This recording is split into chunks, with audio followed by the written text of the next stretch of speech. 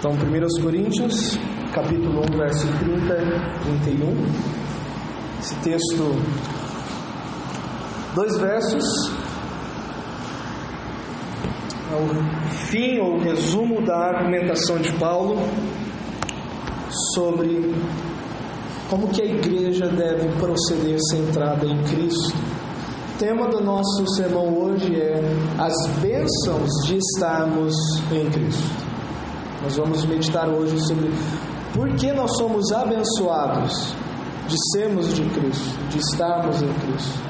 Como que nós podemos ver de maneira prática, tatear essas bênçãos no nosso dia a dia. Então, os 2 versos, 30 e 31, capítulo 1 de 1 Coríntios diz assim: Mas vós sois dele, em Cristo Jesus, o qual se nos tornou da parte de Deus sabedoria, justiça, santificação e redenção, para que, como está escrito, e aí ele cita o texto de Jeremias que nós lemos durante a liturgia: aquele que se gloria, glorie-se no Senhor.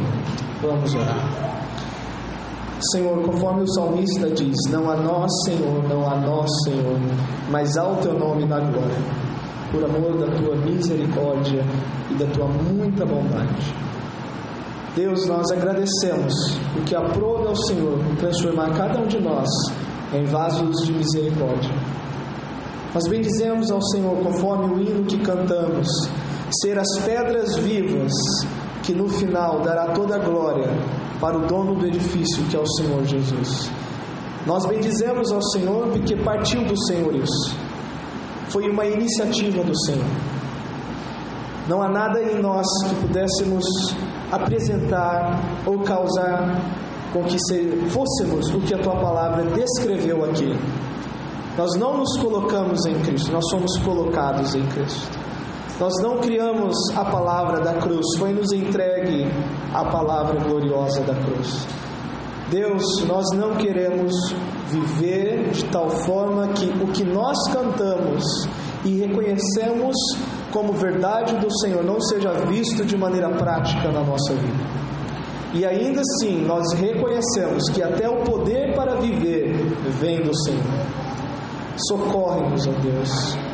Sustenta-nos, revista-nos, ó Pai, dá-nos a Tua graça como mensageiro, me abençoe de tal maneira que o Teu povo seja edificado na explicação, na ilustração e na aplicação da palavra que nós vamos meditar nessa noite, em nome do Senhor Jesus, amém. Eu creio que todo mundo aqui sabe jogar dama, ou já jogou, ou gosta de jogar dama. Pelo menos em algum ponto da vida você deve ter sentado diante do tabuleiro e tentado jogar dama. Mas tem outros que vão um pouquinho além, né? Fala, não, vou tentar um pouquinho mais difícil, tenta jogar xadrez. Não sei se alguém aqui joga xadrez ou já jogou xadrez, né? No seminário não, na escola, nos meus últimos anos, no recreio tinha campeonatos de xadrez. Eu não sabia jogar xadrez até que eu aprendi jogar xadrez ali na escola. E uma coisa que pelo menos eu tenho costume, tudo que eu vou fazer de novo, uma coisa nova que eu vou começar a fazer, eu costumo ler bastante antes, ou saber algo sobre aquilo. Então eu fui pesquisar sobre o xadrez. Eu descobri uma pessoa chamada Garry Klimovich Kasparov. Sabe quem foi essa pessoa? Garry Klimovich Kasparov, ou só o Kasparov é um nome bem conhecido. Ele foi uma das pessoas mais jovens a ganhar campeonatos mundiais de xadrez, mas ele foi a primeira pessoa a jogar contra o computador. Ele não desafiou uma mente humana, ele desafiou, vamos dizer assim, uma mente exata, um computador. Ele ganhou 3, empatou 2 e perdeu 1. E na que ele perdeu o título mundial para o computador. Depois ele reclamou com a IBM, né? A IBM que foi quem patrocinou a criação desse computador. Falou, olha, teve trapaça e a IBM não quis dar uma revanche e ficou por isso, né? O que é o jogo de xadrez? O universo do jogo de xadrez. Dentre as várias peças, cada jogador tem um rei e uma rainha. E o jogo é ganho quando somente um rei permanece no tabuleiro. É basicamente esse o jogo. Na dama é você comer todas as peças. No xadrez é praticamente a mesma coisa, mas é possível você perder o jogo com muita peça. Basta o seu rei ficar em checkmate, ou seja, ele não pode ir para nenhum lugar. Se ele mover para qualquer uma das opções, ele é eliminado do jogo. Paulo ele não estava jogando xadrez nesse texto ou nessa argumentação, mas ele precisou dar um checkmate na igreja. Ele precisou mostrar que o único rei do tabuleiro é o Senhor Jesus Cristo. Se nós transportarmos isso para o que Paulo estava tratando, ele não estava jogando xadrez, mas muitos estavam querendo ser muita coisa. E a argumentação de Paulo é o seguinte: aqui só há um rei que pode permanecer em pé. E ele precisou dar um checkmate na igreja, um checkmate, como pode ser dito. Paulo não estava jogando xadrez, mas precisou dar um checkmate na igreja. Ele precisou mostrar que o único rei no tabuleiro é o Senhor Jesus Cristo, que nada podemos independente dele, e o que nele podemos é para ele. O resumo da argumentação de Paulo, especialmente do verso 18 até o verso 31, é esse. Ele está trabalhando, ele está mostrando para a igreja o seguinte: há um só aqui que é digno de toda glória, de todo louvor, de toda honra, de toda atenção. O método deixado por ele não deve ser questionado. Ninguém aqui embaixo é útil independente da ação de Deus. Enquanto vocês estão aí com predileções, olha, eu sou de Paulo, eu sou de Apolo, eu sou de Cristo, ou essa mensagem precisa mudar. Paulo ele termina o jogo dando essa conclusão: o Evangelho exclui qualquer possibilidade de qualquer pessoa se posicionar diante de Deus, estufar o peito e dizer: foi por minha causa, ou por minha sabedoria, ou por iniciativa minha. Tanto que a argumentação final é: aquele que se gloria, glorie-se no Senhor. Na sabedoria de Deus, aprove-lhe nos dar uma mensagem que é simples. O Evangelho não é, vamos dizer assim, a besta que emerge do mar de 7 cabeças, né? Que a gente tenta decifrar quem é, quais são os povos que estão relacionados ali. O Evangelho tem uma mensagem simples: Deus em Cristo perdoa pecadores, reconcilia pecadores com Ele em Cristo. Por ela Deus chama a cada um à comunhão com Cristo. No final do verso 9, ou melhor, verso 9 no capítulo 1: fiel é Deus pelo qual fostes chamados à comunhão de seu Filho Jesus Cristo, nosso Senhor.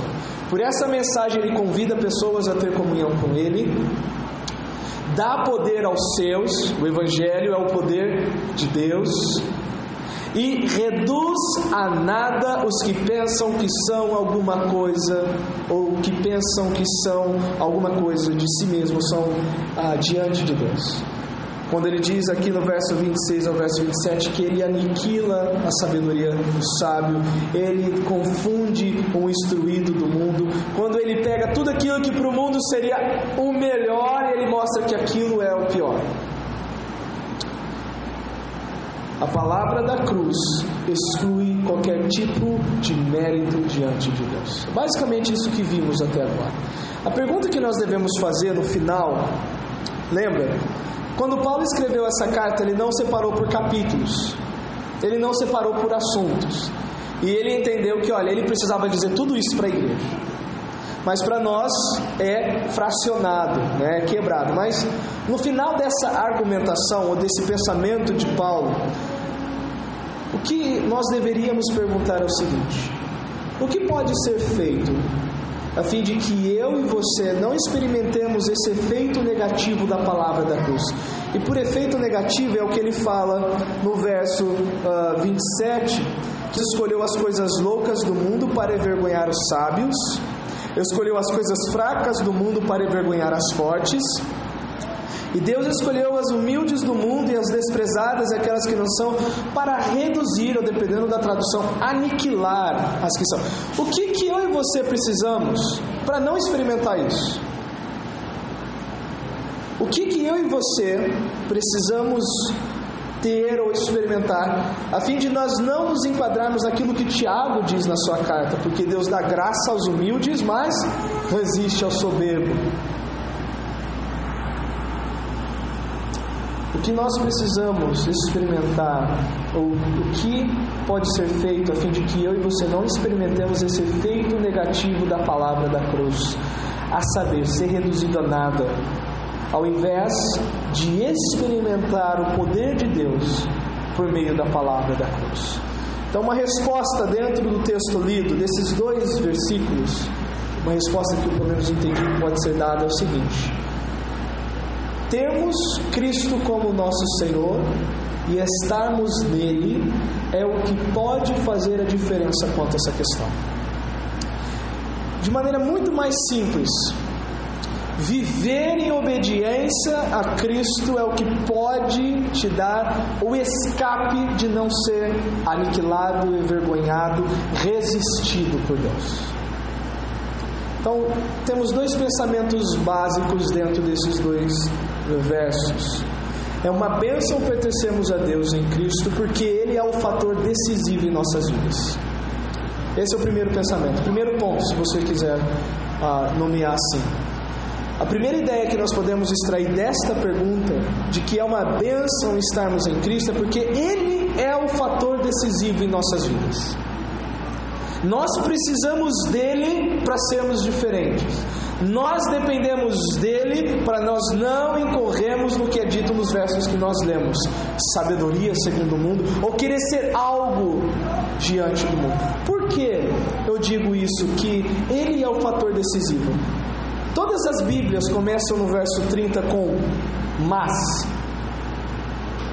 A Corrigida Fiel começa com mas? Que bom. Você já ouviu falar da teologia do mas? Uma coisa está acontecendo, mas há algo que pode causar com que seja diferente. E Deus é especialista nisso. Eu quero ler alguns textos com vocês para a gente ver isso. Vamos para Romanos, capítulo 6. Volte um livro aí.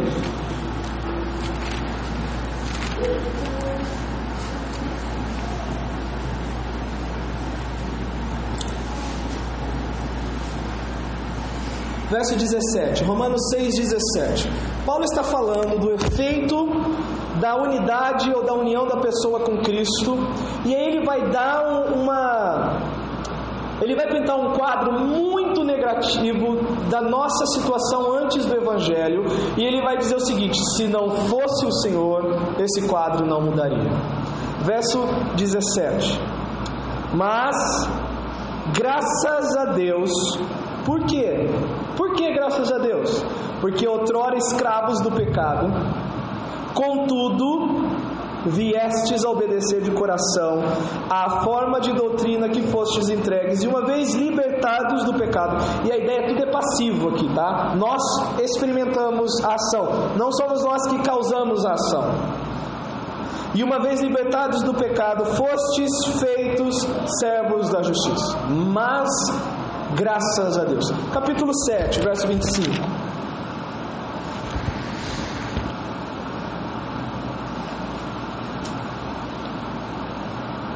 Não, vamos para Efésios, capítulo 2. Esse aqui não tem a terminologia mais. Efésios 2.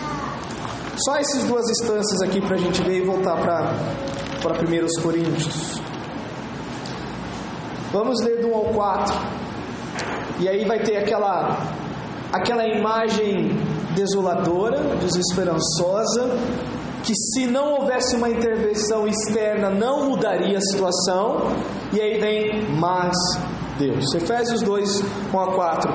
Ele vos deu vida estando vós mortos nos vossos delitos e pecados, nos quais andastes outrora segundo o curso deste mundo. Antes de Cristo nós fazíamos tudo o que o mundo dizia, segundo o príncipe da potestade do ar, do espírito que agora atua nos filhos da desobediência. Antes de Cristo nós fazíamos a vontade do diabo, entre os quais também todos nós andamos outrora segundo as inclinações da nossa carne, fazendo a vontade da carne e dos pensamentos. E antes de Cristo nós éramos escravos da nossa natureza caída, e éramos por natureza filhos da ira, como também os demais. Mas Deus entrou na jogada. É a mesma ideia aqui, voltando para 1 Coríntios capítulo 1, verso 30. O que impede, ou qual é o fator decisivo que faz com que nós não experimentemos esse tipo de humilhação, de redução da parte de Deus? O que faz com que qualquer discurso lá fora não domine a sua mente de tal forma que você jogue o Evangelho no lixo de hoje para amanhã? Deus. Mas Deus, ou como o texto aqui, mas vós sois dele. Então a primeira ideia que nós vamos extrair de ser uma bênção, estarmos em Cristo, é essa, porque Ele é o fator decisivo em nossas vidas. Se não houver Cristo, não há possibilidade de nenhuma mudança, de nada ser diferente, de nada progredir. Cristo é o único fator que faz com que sejamos diferentes do padrão previamente apresentado por Paulo, ou seja, o que o mundo preza por valoroso. Esse mas aponta para as seguintes verdades. Primeiro, esse mas aponta que Cristo é um fator decisivo em nossas vidas, porque Ele tem o poder de causar com que sejamos diferentes. Mas vós sois dele em Cristo. É como se Paulo estivesse fazendo um parênteses aqui. Ele fala da verdadeira igreja, ou de como a igreja se parece, aqui no versículo 1 até o versículo 9. E do verso 10 até o 29 é um parênteses. Olha, mas parece que tem um outro grupo aí que não condiz com essa realidade. A igreja de Cristo tem comunhão com os santos que invocam o nome do Senhor. A igreja de Cristo, ela é próspera no sentido de ter os dons e de edificar uns aos outros. A igreja de Cristo é chamada à comunhão com Cristo, mas me parece que aí na igreja eu não estou encontrando essas pessoas. E aí ele discorre sobre a divisão, sobre aqueles interesses mundanos, e ele diz, mas vocês, ou seja, eu espero que vocês não preencham essa figura, eu espero que vocês não se enquadrem nisso. Ou seja, o fator decisivo em nossas vidas, que tem o poder de causar com que sejamos diferentes, é Cristo. Esse mas aponta também o fator decisivo em nossas vidas, que tem o poder de causar com que experimentemos o poder de Deus e não a oposição de Deus, é a pessoa de Cristo. O texto diz, Paulo ele vai dizendo que o Evangelho ele é o poder de Deus. Para uns é loucura, para outros é escândalo, mas para os que foram chamados, os que foram salvos, eles olham, isso é o poder de Deus. E somente em Cristo nós temos essa possibilidade de experimentar esse poder.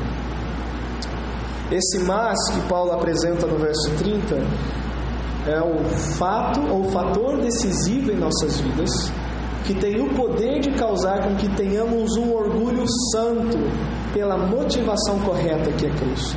Quando ele diz, no verso 29, ele fala do orgulho negativo, ou do que é repreendido por Deus, a fim de que ninguém se vanglorie na presença de Deus. Então, se vanglorie, ou seja, ache em si mesmo motivo de louvor na presença de Deus. Mas somente Cristo tem o poder de fazer com que na presença de Deus, nós olhemos para Ele e nós tenhamos orgulho dEle, não de nós. Nós olhamos para Ele e falamos, olha, bendito seja o Senhor, porque se não fosse o Senhor, nada poderia ter acontecido. Uma segunda questão desse fator decisivo em nossas vidas que o texto aponta é: o senhorio de Cristo implica que não teremos uma vida sem que a nossa união com Ele seja vista de alguma forma. Ele sempre será o mas de Deus em nossas vidas. O que é a ideia do senhorio de Cristo? O senhorio de Cristo é um ensino que todo aquele que vem pela fé em Cristo, arrependido dos seus pecados, experimentará. Não é uma possibilidade, é uma situação certa. Experimentará o governo de Cristo sobre a sua vida. Tal pessoa não viverá sem dar evidências claras de que Cristo é o Senhor da sua vida. Tá? Isso aqui é só um comentário teológico do texto. Na teologia tem duas vertentes. Um grupo olha para esse texto e diz assim: todo aquele que é de Cristo, Cristo toca na vida dessa pessoa de tal forma que ela é transformada. Se ela vai ser transformada muito rapidamente ou pouco, mas há evidências claras de transformação. Aí tem um outro grupo que contrapõe esse ensino, que diz o seguinte: este ensino, ou senhorio de Cristo, é contraposto pelo ensino de que alguém pode vir a Cristo por fé, crendo nele como Salvador, mas vivendo sem a expressão do seu senhorio. Sendo a nomenclatura dada é o crente carnal. É a pessoa que diz: olha, eu creio que Jesus Cristo é meu Salvador, mas a vida não demonstra que Jesus é Senhor daquela pessoa. Sendo batizado como crente carnal, alguém que confiou em Cristo, mas não o obedece. E tem igrejas, eu vou falar das nossas, tem igrejas batistas que creem nessa segunda opção. Necessário para a pessoa ser salva é fé. Ambos os grupos concordam que a salvação é pela fé. Mas um grupo diz o seguinte: essa fé em Cristo vai ser evidenciada, que o senhorio de Cristo vai ser visto na vida dessa pessoa. Ela vai ser diferente, ela vai mudar, ela vai crescer, ela vai dar fruto, ela vai ser transformada. O outro grupo diz o quê? Não, essa pessoa ela é salva por ter crido em Cristo, independente se ela vai dar fruto ou não. A primeira não ensina a salvação pelas obras. A primeira enfatiza o seguinte: o salvo vai evidenciar que Cristo está na vida dele. O que o texto e a defesa que eu faço aqui é do primeiro ponto. Cristo sendo o fator decisivo em nossas vidas, de maneira assim indubitável, levará a cada um daqueles que estão nele a proceder, a crescer e a ser diferente. Não estou falando de uma perfeição aqui e agora, ou de impecabilidade. Mas o que nós estamos tentando tratar a partir desta união com Cristo é que ninguém pode estar em Cristo sem ser tocado por Ele. Que ninguém pode proferir: eu sou do Senhor Jesus Cristo, eu creio que Jesus Cristo é Salvador, mas não há nenhuma sombra de que Jesus é o Senhor, o governador, o dominador da vida dessa pessoa. Tal como uma parede de fogo que vai lambendo e avançando a mata seca que vai sendo consumida. Não sei se algumas vezes voltando pela linha amarela à noite, não sei se você já pôde presenciar quando a gente veio do centro para cá, aqueles morros que tem perto do túnel, às vezes tem uma parede de fogo ali consumindo, né? O seco e o fogo vai lambendo. Tal como uma parede de fogo que vai lambendo e avançando a mata seca que vai sendo consumida, assim é o coração seco, sem comunhão com Cristo diante da sabedoria do mundo. Essa pessoa ela não pode impedir de ser tocada pelo mundo. A sua união com Cristo parece não ter efeito ao ponto dessa pessoa não poder resistir o mundo, resistir a carne, resistir a Satanás. Os meios e métodos mundanos de resolver questões serão mais atraentes do que os métodos deixados sabiamente por Deus. Opa, eu estou lendo outra parte aqui, desculpa, eu já estava lendo o terceiro ponto. Todo aquele que professa a Cristo como Senhor e Salvador tem de testificar que é um salvo, evidenciando o senhorio de Cristo em sua vida. Essa ilustração era do terceiro ponto, não era para agora. O primeiro pensamento se resume nisso: é uma bênção estarmos com Cristo, porque somente Ele pode fazer a diferença na nossa vida. Só Ele pode abrir portas para que experimentemos o poder de Deus. Só Ele nos capacita a não recebermos a parte negativa da mensagem da cruz, que é Deus resistindo o soberbo, mas também que, estando em Cristo, nós vamos experimentar de fato o governo dele sobre a nossa vida. O terceiro aspecto ainda dentro desse ponto, que é o que eu já estava quase terminando de explicar: Deus ordenou que o poder e sabedoria fossem encontrados em Cristo. Tanto que novamente no verso 30 ele diz: mas vós sois dele em Cristo Jesus, o qual se nos tornou da parte de Deus sabedoria, justiça, santificação e redenção. Deus ordenou que o poder e sabedoria fossem encontrados em Cristo. A palavra da cruz é o meio onde poder e sabedoria são dispensados aos que buscam tais virtudes. Geralmente nós escutamos os nossos irmãos pentecostais dizendo o seguinte: olha, é bom você viver com o poder de Deus. E eles têm razão. E em certos aspectos eu creio que eles experimentam o poder de Deus em suas vidas de uma maneira que eu e você nós não experimentamos, até por tentar racionalizar demais certas coisas ao invés de confiar como Deus quer que seja confiado. Mas nós devemos buscar viver pelo poder de Deus. Nós devemos buscar desenvolver uma vida dentro da sabedoria de Deus. Podemos notar que estamos contaminados pela sabedoria do mundo quando pensamos que somente a palavra da cruz não é eficiente para transformar, moldar e salvar alguém. Isso acontece muito quando pessoas tentam trazer para a igreja, por exemplo, certas atividades e a desculpa é: olha, nós vamos ganhar as pessoas através disso. Eu acho que você já deve ter ouvido isso. É quando o básico e o simples, que é o quê? Nós temos um culto. Nós cantamos, nós oramos, nós lemos e depois da pregação, e as pessoas acham o seguinte: só isso não é suficiente. Só isso não vai fazer diferença na vida das pessoas. Nós precisamos de algo assim muito impactante, muito glorioso, muito grandioso, algo que as pessoas vão ficar a semana toda falando sobre aquilo. Isso é um reflexo de um coração que está contaminado com a sabedoria do mundo. Era isso que alguns estavam querendo fazer na igreja de Corinto. Só a mensagem da cruz? Não, precisa ser com mais eloquência. E outros, não, com muito mais simplicidade, pensando em Pedro. Não, com muito mais veemência e incisivo, como Paulo poderia pregar, e nós sabemos que é peculiar das mensagens de Paulo. E Paulo está dizendo o seguinte: não está na dependência do que vocês acham de eficiente o poder de Deus. O poder de Deus está naquilo que vem dele.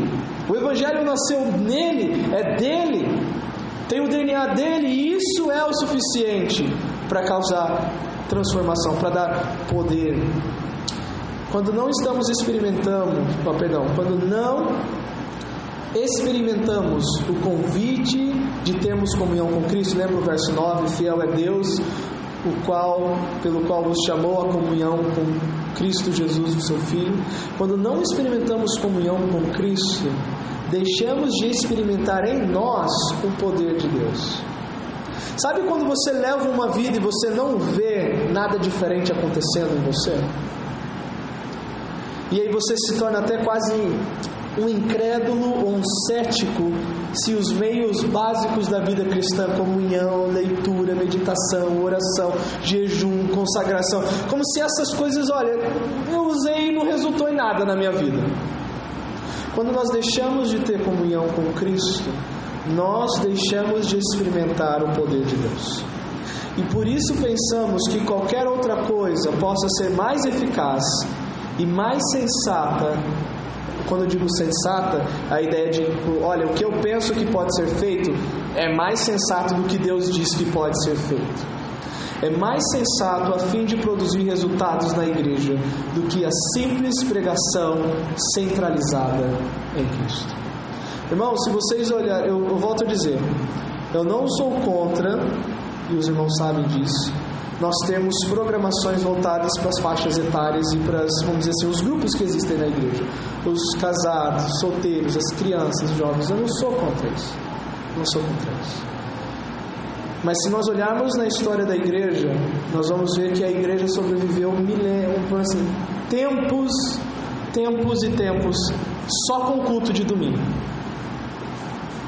E produziu talvez crentes que nós temos os livros e que servem para gerações com muito mais firmeza do que os crentes que têm culto de A a Z, com todos os recursos que existem hoje. mas foi uma geração que pôs em primeiro lugar a única coisa que Deus deixou no pódio: a pregação da palavra da cruz.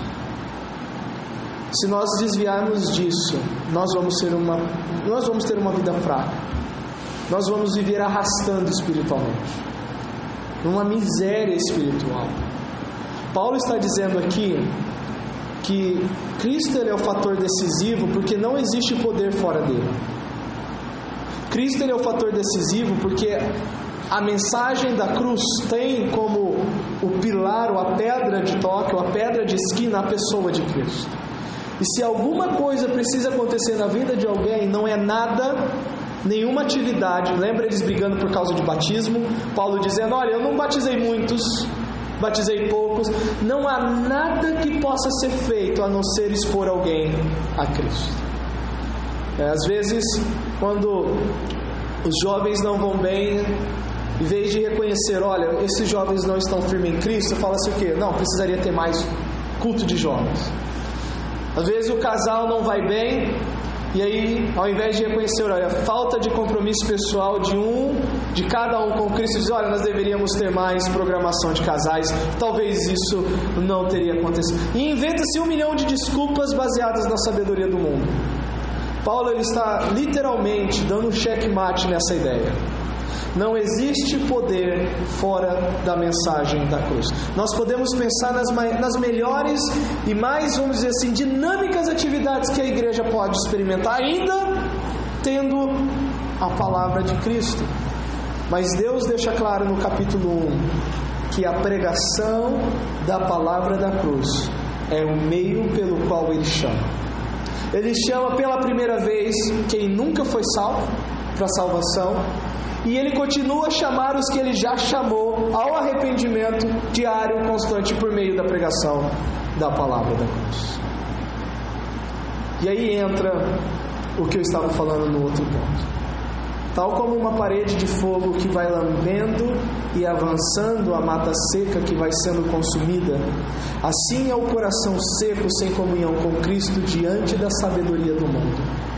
Os meios e métodos mundanos de resolver questões serão mais atraentes do que os métodos deixados sabiamente por Deus em Sua palavra. Vamos pegar um pouquinho da aula de hoje cedo sobre disciplina. Disciplina funciona? Será que a gente tem que empregar mesmo essa metodologia? Ou só conversar e deixar ali de canto?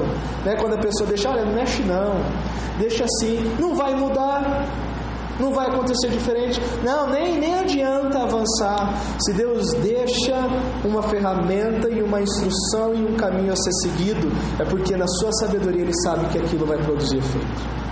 E nós devemos fazer do jeito que Ele está dizendo para ser feito. Aconselhamento perde valor, disciplina perde valor. Tudo isso é combatido com a ideia: olha, isso não funciona. Nós precisamos pensar em outra coisa. O segundo pensamento que nós podemos extrair desses dois versos, além de que é uma bênção nós estarmos em Cristo, porque Ele é o fator decisivo na nossa vida, toda mudança que podemos experimentar está nele. Mas também é uma bênção estarmos em Deus, em Cristo, porque o texto diz: vós sois dele. Dele quem? Quem é o sujeito da frase anterior? Olha o verso 29. A fim de que ninguém se glorie na presença de Deus, mas vós sois dele, Deus, em Cristo. Ele é o fator transformador em nossas vidas. O texto diz: o qual se nos tornou, da parte de Deus, sabedoria, justiça, santificação e redenção. A única razão de não sermos o que éramos é Cristo. Sabe a única razão de você não voltar à vida que você tinha antes de conhecer o Evangelho? Não é porque você está muito firme na igreja, é porque Cristo entrou na sua vida. Essa é a única razão de você não dar as costas para Cristo e voltar para a vida antiga. A única razão de não sermos o que éramos é Cristo. E a única forma que temos de sermos o que nunca fomos também é Cristo. Se eu olho para trás e digo, eu não posso voltar porque Cristo está na minha vida, e se eu olho para frente e digo, poxa, tem muita coisa que eu preciso melhorar, mas eu sei que eu vou chegar lá porque Cristo também está na minha vida. A única forma que temos de sermos o que nunca fomos também é Cristo. Tudo o que precisamos está nele. O texto diz, Paulo está dizendo o seguinte, olha, vocês estão falando sobre sabedoria, mas Deus fez com que toda sabedoria mesmo estivesse contida na pessoa de Cristo. Você quer saber o que é sabedoria? Relacione-se com Ele. Deus, Ele fez algo, Ele se nos tornou da parte de Deus. Uma vida fundamentada não somente na informação correta sobre Cristo, ou seja, uma vida que se fundamenta somente em ideias corretas da Bíblia, mas na formação e transformação que experimentamos de Cristo sobre nossas vidas, é o fator que nos afasta de voltarmos ao que éramos antes dele. Ou seja, não é o quanto que você armazena de verdadeira informação sobre as doutrinas bíblicas que te impede de voltar a ser o que você era. Não é simplesmente você se tornar um bom teólogo, um bom crente de Bíblia, que faz com que você não volte para a vida anterior. O que faz com que você não volte para a vida anterior, ou para que você não seja tragado pelo mundo, é sofrer uma formação e transformação de Cristo sobre a sua vida. É isso que impede você de voltar. Cristo transformando, não informando você. Paulo vai dizer, por exemplo, em Colossenses capítulo 2, eu peço que você abra lá, verso 20 a 23.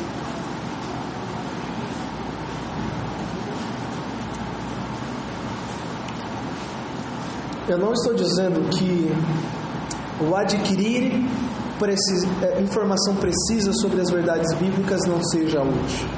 Eu estou dizendo que se estas coisas não te transformarem, não mudarem a sua vida, não causar com que você pense diferente, reaja diferente, se comporte diferente, só o simples fato de obter informação não é o suficiente para te impedir a voltar com Deus. Colossenses 2, 20 e 23. Se morrestes com Cristo para os rudimentos do mundo, porque, como se vivesses no mundo, vos sujeitais a ordenanças, não manuseis isso, não proves aquilo outro, não toques aquilo outro, segundo os preceitos e doutrinas de homens, pois todas estas coisas com o uso se destroem. Tais coisas com efeito têm aparência de sabedoria, como culto de si mesmo e de facilidade, de rigor ascético. É aquela pessoa que tem tanta informação e sabe tudo como deve ser feito de maneira correta. Todavia, não tem valor algum contra sensualidade. Não tem poder quando o pecado aflorar de fato. Caminhar com Cristo verdadeiramente significa que pontes que levam a velhas práticas são destruídas. Quando eu e você caminhamos com Cristo, aquilo que você entende que é um caminho para que você volte em algum ponto da sua vida a ser o que você era sem Cristo, Cristo destrói estas pontes. Não há como voltar. Caminhar com Cristo verdadeiramente significa que pontes que levam a velhas práticas são destruídas, enquanto pontes para novos hábitos espirituais são construídos. Se você não quer voltar a ser o que era, Cristo tem poder para te ajudar nisso. Ele vai destruir qualquer elo com o seu passado. Mas se você olha para frente e diz, eu preciso chegar lá, Cristo é o caminho para que você chegue lá. Fora da comunhão com Cristo, a saber, com o Senhor e em Cristo, com o seu povo, não há como crescermos e experimentarmos sabedoria, justiça, santificação e redenção. Cristo, ele não é somente o fator decisivo nas nossas vidas, mas Cristo é o fator de transformação nas nossas vidas. A obra de Deus em nossas vidas, o anelo que temos de diariamente sermos transformados, está na dependência da influência de Cristo em nossas vidas. O texto diz, mas vós sois dele em Cristo Jesus, o qual se nos tornou. Todos nós, em algum ponto, precisamos tornar a ser algo diferente, ou alguém diferente. A não ser que alguém aqui possa dizer, como Paulo, ele fala de maneira positiva e a pessoa afirmar de maneira negativa: não que eu já tenha alcançado, mas prossigo para o alvo, para o prêmio. A não ser que alguém aqui já tenha a ideia de que já cheguei no alvo, já tenho o prêmio, já alcancei. Então, se ninguém pode afirmar isso, todos nós concordamos com a ideia de que diariamente nós precisamos nos tornar algo ou alguém diferente. Só Cristo pode proporcionar isso. Só Ele esse mas na nossa vida. Deus fez de Cristo algo para nós, significando que o que foi feito não há em nós e também não poderia partir de nós fazer o que Deus fez. Eu sei que é um jogo de palavras, mas a ideia é o seguinte: se Deus fez algo por nós, quando o texto diz o qual se nos tornou, se Deus fez algo por nós, significa que isso não poderia ser produzido por nós e nem foi encontrado em nós aquilo que Deus fez através de Cristo. Ou seja, nós não tínhamos sabedoria, nós não tínhamos justiça, nós não tínhamos santidade e nós não poderíamos redimir a nós mesmos. Redimir é libertar, causar libertação. Se isso foi feito por nós, o que nós devemos ter em mente? Que ainda em nós não podemos produzir isso. Que mesmo depois de salvo, mesmo depois de tocados por Cristo, a verdade permanece de que se Deus fez isso, é porque somente Ele pode continuar fazendo novas coisas na nossa vida. Nós não temos o poder de produzir isso. Cristo é o fator de transformação. Uma vez que Deus fez isso, significa que não há outra coisa que precisa ser feita além do que já foi feito. Cristo. Não precisamos de algo atual, surpreendente, contemporâneo e até contextualizado. Tudo o que precisamos de Deus, Deus fez em Cristo. Novamente, eu sei que o alvo não é ficar atacando ou só apontando os erros lá fora, mas é comum essa ideia de que nós precisamos incluir certos temas diferentes, abordagens mais dinâmicas, mais contemporâneas, a fim de que o ouvinte possa se conectar com a Bíblia, e aí, como se o que Deus deixou aqui não fosse o suficiente. Uma vez que é um ato de Deus, significa que Deus sabe como aplicar isso em nossas vidas, e a forma como Ele o faz é por meio da palavra da cruz. A palavra da cruz é algo tão diário na nossa vida que Cristo fala em Marcos 8 o seguinte: se alguém quer vir após mim, a si mesmo se negue, tome a sua cruz e me siga. Quando? Até quando? Todos os dias. Todos os dias eu quero seguir Jesus hoje, domingo, então eu preciso me negar, eu preciso tomar a minha cruz e eu preciso seguir. E às vezes tomar a cruz é pregar o Evangelho para si. A nossa vida está lá naquele jeito e a gente fala: onde que eu estou fora do Evangelho nesse ponto?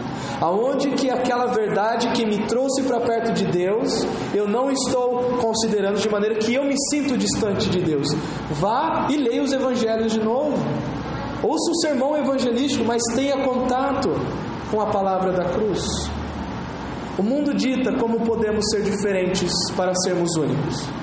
Lá fora é assim. É aquela disputa para você ser singular, todo mundo te notar, sair na capa da revista, muitos likes no Facebook, alguma coisa diferente, alguma coisa exótica, alguma coisa única, que todo mundo fala: uau!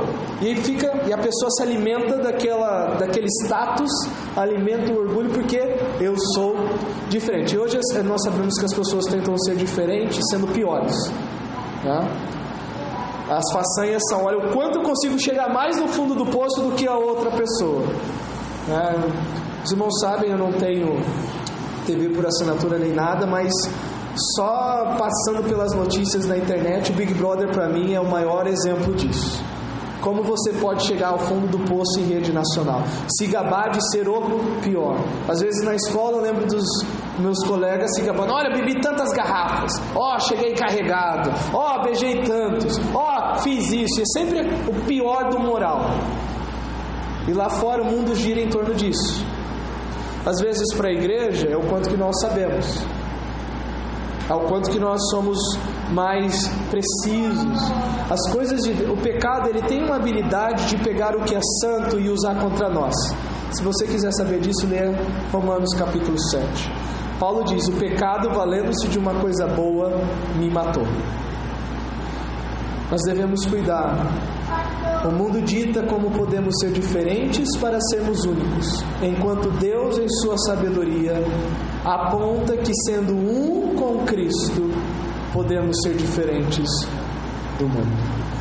Em Cristo você pode viver com sabedoria, discernindo o bem e o mal, tomando decisões corretamente.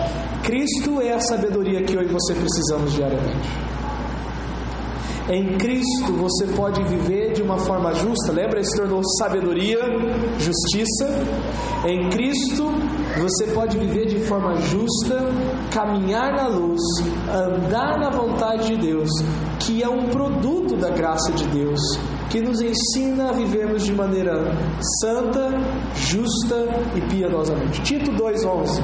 Porquanto a graça de Deus se manifestou salvadora a todos os homens, educando-nos para que, renegadas as impiedades e as paixões mundanas, vivamos no presente século de forma sensata, justa e piedosamente, aguardando a bendita esperança e a manifestação da glória do nosso grande Deus e Salvador Cristo Jesus. Em Cristo você pode viver de uma forma consagrada, dedicada. Cristo se nos tornou sabedoria, justiça, santificação, ou como o texto diz, santificação. Em Cristo você pode viver de forma consagrada, dedicada. E a ideia de consagração, você dificilmente vai acordar e dizer: olha, não tenho motivo nenhum para ter acordado hoje. Por que eu acordei hoje? Olha, eu já poderia estar dormindo. Sabe aquelas pessoas que quando sabe que tem muito problema e acha que a razão do seu dia é não ter problema, quando a razão do seu dia é a glória de Deus. Em Cristo, eu e você podemos viver de uma maneira consagrada e dedicada, tendo um propósito, um foco na vida, que é agradar a Deus. E o quarto aspecto que só Cristo pode proporcionar, que é a redenção. Em Cristo você pode viver experimentando a redenção de Deus, a libertação diária pelo poder de Deus, onde toda sombra de escravidão é dissipada diante da luz do Evangelho. O que isso significa? A ideia de redenção é de libertação, tirar de algo que escraviza. Nós precisamos ainda lutar com a presença do pecado em nós. E se nós não cuidarmos, Satanás pode se valer de uma fraqueza em um determinado pecado e nos escravizar por meio daquele pecado. Só Cristo é a nossa, vamos dizer assim, a nossa coluna de fogo durante a noite e a nossa nuvem durante o dia, que nos protege de nós não voltarmos a uma condição de escravidão do pecado. Somente Cristo pode causar isso. Conclusão. Fala aí o verso 31. O verso 31 é a conclusão de todo o capítulo. Se Paulo transforma em conclusão, eu não posso fazer diferente do que ele fez. Qual é a conclusão de tudo que foi dito? Para como que está escrito: aquele que se gloria, glorie-se no Senhor. Quem experimenta tais bênçãos, de Cristo ser o fator decisivo e de Cristo ser esse fator de transformação, quem experimenta tais bênçãos não termina o dia batendo no peito e trazendo para si o mérito. Quanto mais próximo de Deus, em obediência e consagração, mais firme essa verdade se torna na vida dessa pessoa. Só Deus é digno de glória. Quanto mais distante e mais desobediente, mais a pessoa vai se apaixonar pelo que ela vê no espelho. Mas quem está próximo de Deus, todo dia, quando terminar o dia, ou até durante o dia, essa pessoa ela vai chegar ali sabendo: olha, se não fosse Deus, se não fosse Deus, e se não fosse Deus, eu nem chegaria na minha casa hoje. E nós levamos tudo tanto no piloto automático, tão normal o nosso dia a dia, né, que dificilmente nós rendemos glória a Deus nas nossas orações finais do dia, dizendo: Senhor, eu quero te render glórias, porque o dia que eu tive hoje, independente do que me fez sorrir ou sofrer, eu tributo a Ti a glória disso.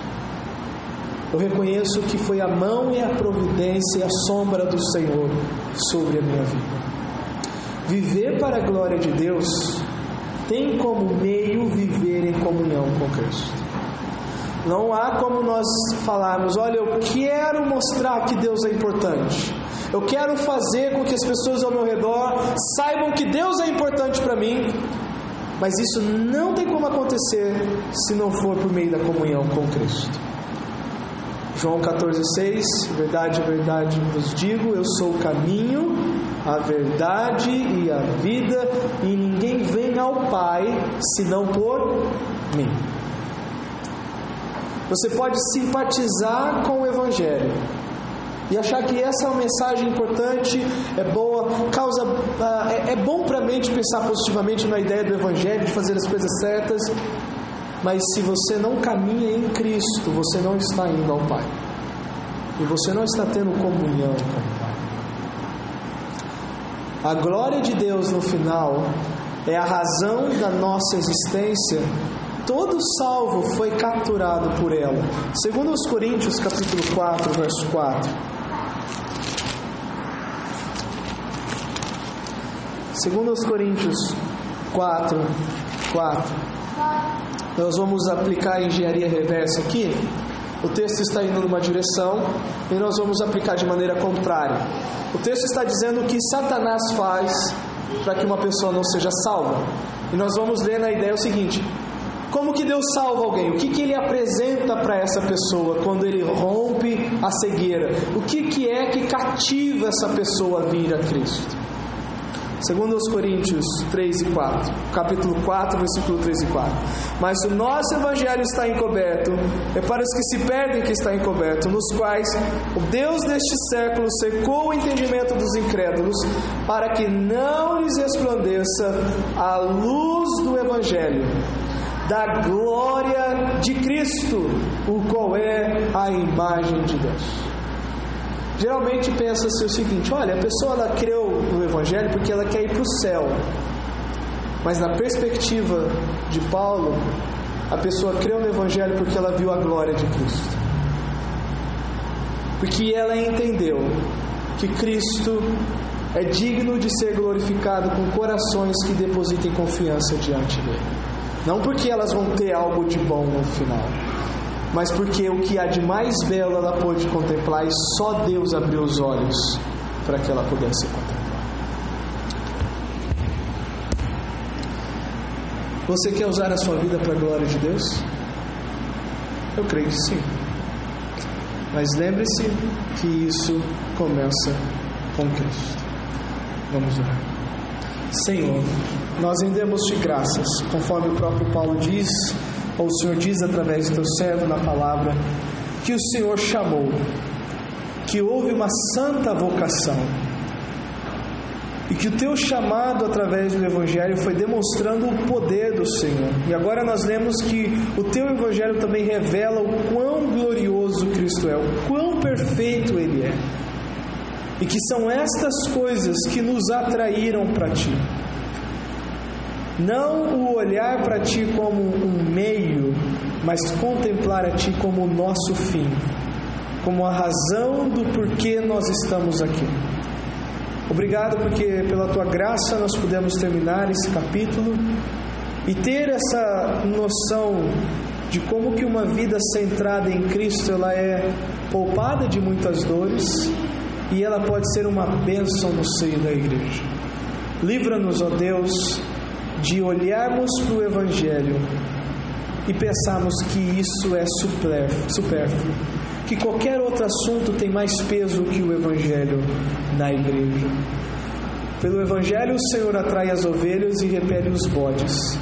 Pelo Evangelho o Senhor concede poder e sabedoria, como também envergonha e reduz a nada os que pensam que são alguma coisa aos seus próprios olhos.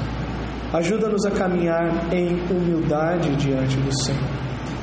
Em nome do Senhor Jesus. Amém. Deus abençoe. Até semana que vem, se assim o Senhor permitir.